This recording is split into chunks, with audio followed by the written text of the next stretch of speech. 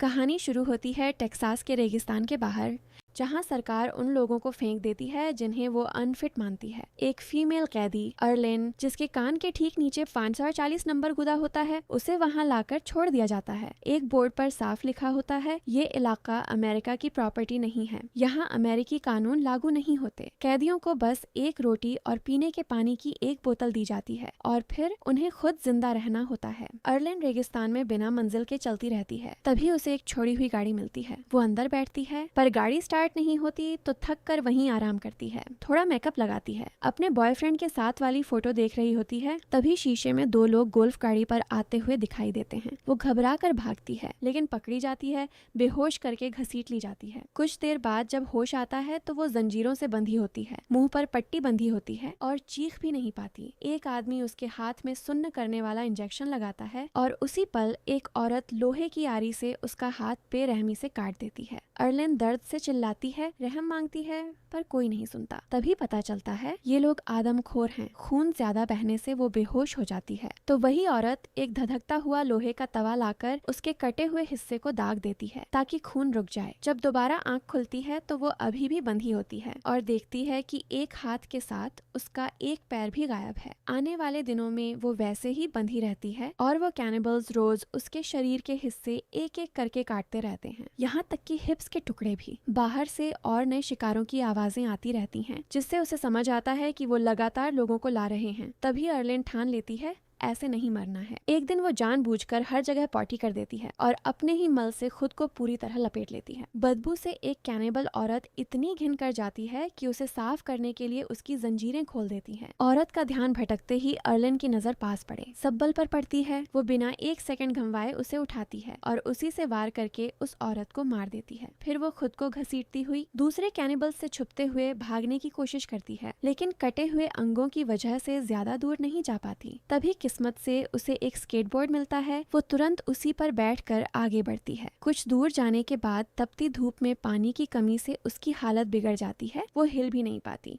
और उसे लगता है अब मौत पक्की है। तभी एक अकेला रहने वाला हर्मिट वहां आ जाता है। वो उसे उठाकर अपनी कचरे वाली गाड़ी में डालता है और खींच कर ले जाता है। कुछ देर बाद वो कंफर्ट नाम की बस्ती में पहुंचते हैं। हर्मिट अर्लिन को वहीं छोड़कर चला जाता है। बस्ती के लोग उसकी हालत देखकर दौड़ते हैं, उसे उठाते हैं, मदद करते हैं। ये लोग नॉर्मल होते हैं, कैनिबल नहीं होते और उसे अपनाते हैं। इसके बाद कहानी सीधे 5 महीने आगे शिफ्ट होती है, जहां हम देखते हैं कि अर्लिन की हालत काफी सुधर चुकी होती है। उसके अंग वापस नहीं उगते, पर उसे एक नकली टांग मिल चुकी होती है जिससे वो नॉर्मल चल पाती है। कंफर्ट में जिंदगी स्टेबल होती है। खाना, छत और खुद कमाकर जीने का मौका जो रेगिस्तान में लड़कर लेना पड़ता था। फिर भी जिन कैनिबल्स ने उसे काटा था उनके लिए उसका गुस्सा अभी भी जिंदा होता है और वो बदला लेने की कसम खाती है। सीन कट होता है तगड़े आदमियों के एक ग्रुप पर, जहां उनका लीडर मियामी मैन दिखाई देता है। वो बेहद बेरहम कातिल होता है, पर अपनी बेटी हनी से जान से ज्यादा प्यार करता है। हनी ही उसकी जिंदगी की खुशी होती है। वो स्केचिंग में बहुत अच्छा होता है और अक्सर हनी के चेहरे की तस्वीरें बनाता रहता है। उसके साथ वक्त बिताने के बाद वो अपने एक शिकार के पास जाता है। वो औरत रहम मांगती है, मत मारो कहती है, पर मियामी मैन नहीं सुनता और उसे बेरहमी से काट देता है। बाद में वो अपनी पार्टनर मारिया के साथ मिलकर उसी इंसानी मांस को पकाता है और दोनों साथ बैठकर खाते हैं। मारिया अब लोगों को पकड़ने और पकाने से थक चुकी होती है। अगले दिन अर्लिन एक मैगजीन देख रही होती है। उसमें से एक लड़की के हाथ की फोटो काटकर अपने कटे हाथ पर रखती है और सोचती है जब वो पूरी थी। ये देखकर वो बहुत उदास हो जाती है, तो बंदूक लोड करती है और कंफर्ट से निकलकर रेगिस्तान में निकल पड़ती है। थोड़ी ही दूर पर मारिया और उसकी बेटी हनी कचरे के ढेर में कुछ काम का ढूंढ रही होती हैं। तभी मारिया का पैर किसी नुकीली चीज से कट जाता है और वो दर्द से चीख पड़ती है। दूसरी तरफ अर्लिन को वही गोल्फ गाड़ी मिलती है जैसी से उसे उठाया गया था और उसे समझ आ जाता है कि उसके पकड़ने वाले आसपास ही हैं। कुछ पल बाद उसे माँ बेटी मिल जाती हैं और वो तुरंत मारिया को पहचान लेती है, जो उसके काटने वालों में से एक थी। वो बंदूक तान कर उस पर इल्जाम लगाती है। मारिया माफी मांगती है और सफाई देती है कि हम बस जिंदा रहने के लिए कर रहे थे, तुम और हम एक जैसे हैं, बस जीने की कोशिश कर रहे हैं। पर अर्लिन कहती कहती है हम एक जैसे नहीं हैं और बेरहमी से मारिया के सिर में गोली मार देती है। हनी ये देखकर शॉक में आ जाती है। बाद में अर्लिन को बच्ची पर तरस आता है तो वो उसे वापस कंफर्ट ले जाने का फैसला करती है। जाते वक्त वही हर्मिट उन्हें देख लेता है। कंफर्ट पहुंचने पर हनी बहुत डरी हुई होती है। अजनबियों से बात नहीं करती। उसे एक खरगोश पसंद आ जाता है, वो उसे खरीद लेती है और पाल लेती है। अर्लिन उससे पूछती है तुम्हारा नाम क्या है, क्या कैनिबल्स ने तुम्हें किडनैप किया था, पर हनी कुछ नहीं बोलती। दूसरी तरफ मियामी मैन परेशान होता है कि मारिया और हनी अभी तक घर नहीं आई। वो ढूंढने निकलता है और कचरे के ढेर पर पहुंचकर मारिया की लाश देखकर सन्न रह जाता है। हनी कहीं नहीं मिलती। तभी उसे हर्मिट मिलता है। वो उसे हनी की स्केच दिखाकर पूछता है। हर्मिट इशारा करता है कि उसने देखा है, पर बदले में कहता है पहले मेरी स्केच बनाओ। मियामी मैन मजबूरी में मान जाता है और हर्मिट जोश में पोज देता है। स्केच पूरा होने पर हर्मिट बहुत खुश होता है और बता देता है कि हनी कंफर्ट में मिलेगी। रात को अर्लिन हनी के साथ मार्केट में घूम रही होती है। तभी एक बड़ी पार्टी दिखाई देती है। दोनों अंदर जाते हैं, जहां कंफर्ट का लीडर ड्रीम स्टेज पर आता है, जिसे देखकर लोग एक्साइटेड हो जाते हैं। वो एक जोशीला भाषण देता है और साफ दिखता है कि लोग उसकी दी हुई जिंदगी के लिए उसकी बहुत इज्जत करते हैं। उसके बाद एक जवान लड़की सबको नशे की गोलियां बांटने लगती है। अर्लिन भी ले लेती है और जल्द ही हाई हो जाती है। पार्टी के दौरान हनी अर्लिन से अलग हो जाती है और तभी उसका खरगोश हाथ से छूटकर भाग जाता है। उसे पकड़ने की कोशिश में हनी गलती से ड्रीम और एक प्रेग्नेंट जवान औरत के पास पहुंच जाती है। ड्रीम उस छोटी लड़की से फैसिनेट हो जाता है और उसे अपनी आलीशान जगह पर आने को कहता है। हनी मान जाती है। ड्रीम और वो प्रेग्नेंट औरत हनी को अंदर ले जाते हैं, जबकि अर्लिन मजे में हाई हो रही होती है। थोड़ी देर बाद अर्लिन को हनी के गायब होने का एहसास होता है। वो घबरा जाती है, सब लोगों से पूछती है पर कोई जवाब नहीं मिलता। पर वो अभी भी बहुत हाई होती है तो अनजाने में कंफर्ट से बाहर निकल जाती है और रेगिस्तान में भटकने लगती है।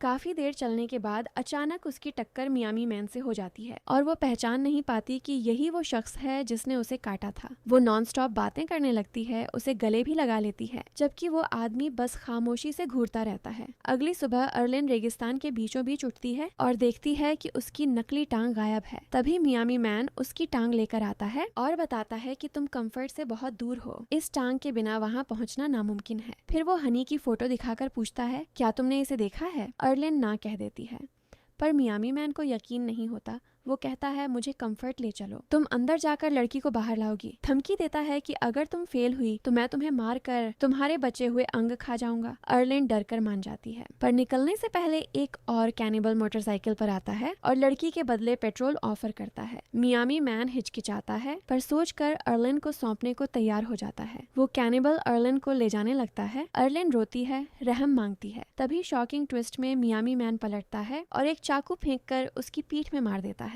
इससे पहले कि वो कुछ करे, दूसरा कसाई वाला चाकू फेंककर उसे तुरंत मार डालता है। अब अर्लिन और मियामी मैन के पास सफर के लिए मोटरसाइकिल भी होती है और भूख से बचने के लिए मांस भी। रास्ते में अर्लिन को पेशाब आती है तो वो रुकते हैं। तभी एक बहुत बड़ा रेत का तूफान आ जाता है जो अर्लिन को लगभग निगल लेता है। मियामी मैन दौड़ कर आता है और एक बड़े कपड़े से उसे ढक कर बचाता है। इस जेस्चर से अर्लिन का दिल पिघल जाता है। रात को दोनों आराम करने बैठते हैं। तभी मियामी मैन उस मरे हुए आदमी का हाथ कुतरने लगता है। अर्लिन पूछती है तुम बैड बैच में कैसे आए। वो जवाब देता है क्योंकि मैं इलीगल इमिग्रेंट हूँ। बताता है कि 16 साल की उम्र में क्यूबा से अमेरिका आया था और मियामी में टैटू बनाता था। अर्लिन उससे उसका सीरियल नंबर दिखाने को कहती है। वो दिखाता है और उसी पल अर्लिन मौका देखकर उसका चाकू चुरा लेती है। वो धमकी देती है कि मैं तुम्हें मार दूंगी, मुझे नफरत है उनसे जो दूसरों को खाकर जीते हैं। पर मियामी मैन डरता नहीं, कहता है मैं सिर्फ जीने के लिए मारता हूँ, रेगिस्तान में जिंदगी बहुत सख्त है। तभी अचानक गोली चलती है और मियामी मैन के सीने में लग जाती है। गोली चलाने वाला बैच का एक आदमी होता है जो कैनिबल्स से बचकर भागा था। वो अर्लिन को अपनी गाड़ी में बैठने को कहता है। अर्लिन कंफ्यूज हो जाती है। थोड़ी देर सोचकर वो उसके साथ जाने का फैसला करती है, जबकि मियामी मैन जख्मी वहीं पड़ा रह जाता है। कुछ देर बाद अर्लिन वापस कंफर्ट पहुंचती है, जहां वो आदमी बताता है कि वो नया कैदी है। उसका नंबर 5828 है। अर्लिन अपनी नॉर्मल जिंदगी जीने लगती है, पर उसे मियामी मैन की फिक्र रहती है कि वो बचा या नहीं। अगले दिन उसे बहुत बुरा लगता है तो वो उसे ढूंढने रेगिस्तान वापस जाती है, पर मियामी मैन कहीं नहीं मिलता, बस उसकी स्केचबुक मिलती है। दूसरी तरफ मियामी मैन मौत के करीब होता है। तभी हर्मिट उसे ढूंढ लेता है। हर्मिट उसे अपने शेल्टर में ले जाता है, कहता है लड़के तू किस्मत वाला है, मैं रिटायरमेंट से वापस आया। फिर उसके जख्मों की मरहम पट्टी करता है और खाना खिलाकर ताकत वापस लाता है। बाद में घर पर अर्लिन उसकी स्केचबुक देखती है। पूरी बुक में हनी की तस्वीरें भरी होती हैं, तो उसे बच्ची की फिक्र होने लगती है। वो हनी के कई मिसिंग पोस्टर छपवाती है और पूरी कम्युनिटी में बांटते हुए लोगों से पूछती है, पर सब मना कर देते हैं। इससे वो फ्रस्ट्रेट हो जाती है। पर एक दिन अचानक वो देखती है कि ड्रीम के घर से कई प्रेग्नेंट औरतें बाहर निकल रही हैं और उनके साथ हनी भी होती है। पता चलता है कि हनी इतने टाइम से ड्रीम के साथ रह रही थी। वो उसे अच्छा खाना और आलीशान सुविधाएं दे रहा था। ये भी पता चलता है कि ड्रीम ने औरतों का एक हरम बना रखा है जिनके साथ वो सोता है और सबको the dream is inside you लिखी टी शर्ट्स पहनाता है। उधर रेगिस्तान में मियामी मैन की ताकत वापस आ जाती है। वो हर्मिट को शुक्रिया कहता है और अपनी बेटी को ढूंढने निकल पड़ता है। इधर अर्लिन ड्रीम के आलीशान घर जाने का फैसला करती है। अंदर घुसते ही उसे बहुत सारी प्रेग्नेंट औरतें दिखाई देती हैं। उसे पता चलता है कि ड्रीम अपनी लग्जरी लाइफस्टाइल बनाए रखने के लिए बहुत पैसा कमाता है। वो इलीगल ड्रग्स बेचता है जो यही औरतें बनाती हैं, पर क्योंकि इलाके में कोई कानून नहीं है, उसे कोई सजा नहीं मिल सकती। ऊपर से वो कैदियों को आराम की जिंदगी दे रहा है, इसलिए कोई उसके खिलाफ बगावत नहीं करता। बाद में अर्लिन ड्रीम के पास जाती है। दोनों बातें करने लगते हैं। ड्रीम नोटिस करता है कि उसे ये जगह पसंद नहीं। वजह पूछता है, पर अर्लिन कुछ नहीं बोलती। वो आदमी बताता है कि कंफर्ट की इकोनॉमी उसकी बीवियों के बनाए ड्रग्स पर चलती है। ये भी बताता है कि उसने प्लम्बिंग सिस्टम बनाया है जिससे लोग अपनी गंदगी में नहीं रहते। ड्रीम को अपने बनाए कम्युनिटी पर गर्व होता है जो लोगों को कैनिबल्स से बचाती है। अर्लिन इम्प्रेस होने का नाटक करती है और फिर ऑफर देती है कि वो उसकी एक मिस्ट्रेस बनना चाहती है, उसके साथ सोना चाहती है।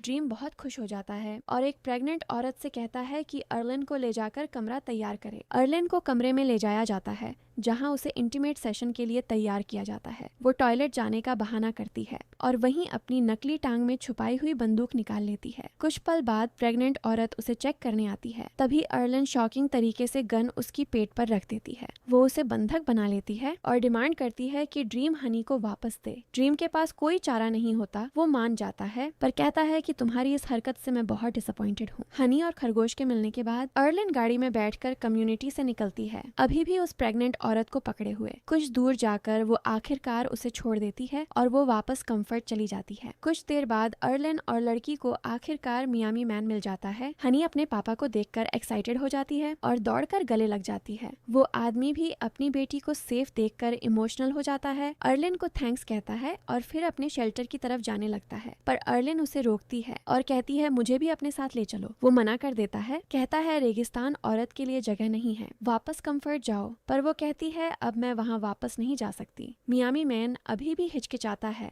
और जब अर्लिन उसका हाथ पकड़कर विनती करती है तो वो आखिरकार मान जाता है। तभी हनी बेचैन होने लगती है और कहती है कि ड्रीम उसे हमेशा स्पैगेटी खिलाता था, उसे वही चाहिए। पर मियामी मैन के पास पकाने को कुछ नहीं होता तो वो खरगोश को उठाता है और बेरहमी से मार देता है, जबकि अर्लिन जल्दी से छोटी लड़की की आंखें अपने हाथों से ढक लेती है। आखिरी सीन में हम तीनों को कैंप फायर के आसपास बैठे देखते हैं, एक नई फैमिली की तरह साथ में खाना खा रहे होते हैं, जबकि हनी अभी भी अपने प्यारे पेट के लिए रो रही होती है और उसके जाने का गम मना रही होती है।